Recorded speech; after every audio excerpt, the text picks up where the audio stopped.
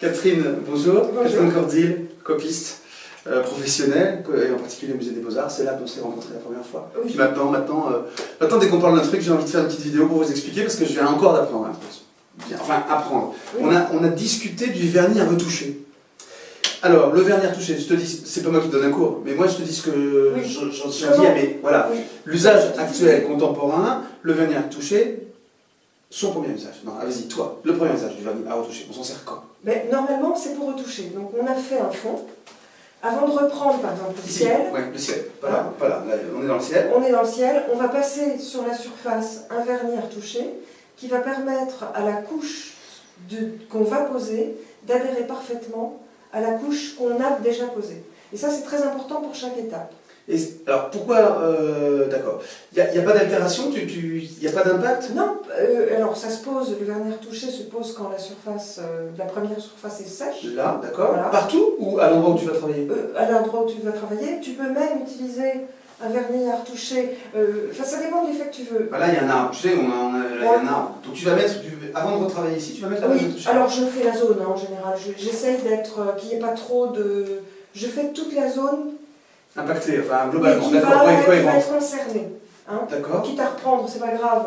Donc par exemple, si je dois reprendre des branches sur ce que je vais faire, hein, je vais installer Ah non, les les attends, branches, il y a le tronc. voilà, il y a le tronc, je vais mettre les branches. C'est original. À partir de la mise au carreau, Ouais. je vais passer un vernis à retoucher Partout. partout. Et t'as combien de temps pour travailler?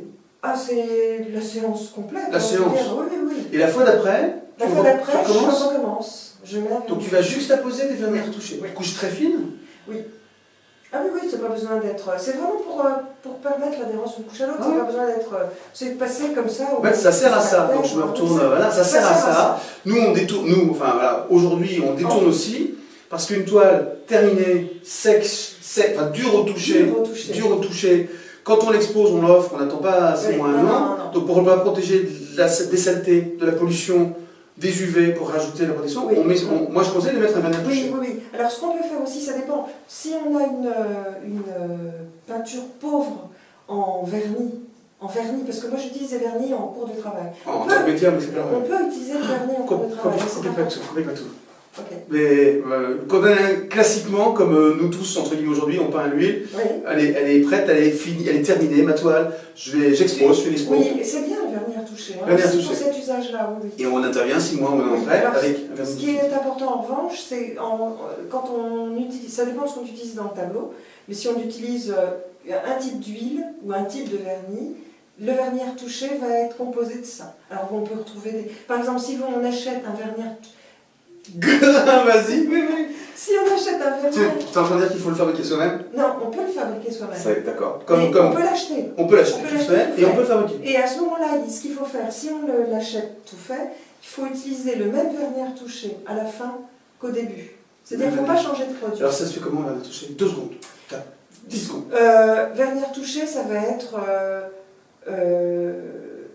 de l'essence, beaucoup d'essence Oui. et un peu de médium. D'accord. Et ça fait un vernis. Et ça fait un vernis. Donc ça enlève les embus aussi, on l'a pas dit. Oui, ça enlève les embus. Ça enlève les embus. Oui, Hein. ça, Les c'est embus, très vous savez, la important. différence de matité, Oui. parce que le pigment, dans une même gamme de couleurs, le pigment réagit différemment, Oui, oui, est plus ou moins oui. mat ou brillant. Ça fait Voilà. des embus. C'est ça. Ça évite les transferts anarchiques d'une couche à l'autre. En plus. Voilà. Donc pas d'embus. D'accord. Si vous avez, oui, ça va nourrir. Ouais, super, ça ça va va bien. nourrir. Et ça permet l'adhérence. Ça donne l'adhérence. Ça, c'est super important, c'est l'usage principal. Celle-là. Et puis, en les fait, embus. ça existe tout fait, mais c'est pas du tout obligatoire. Enfin, jamais on dit vous devez absolument acheter tous les produits.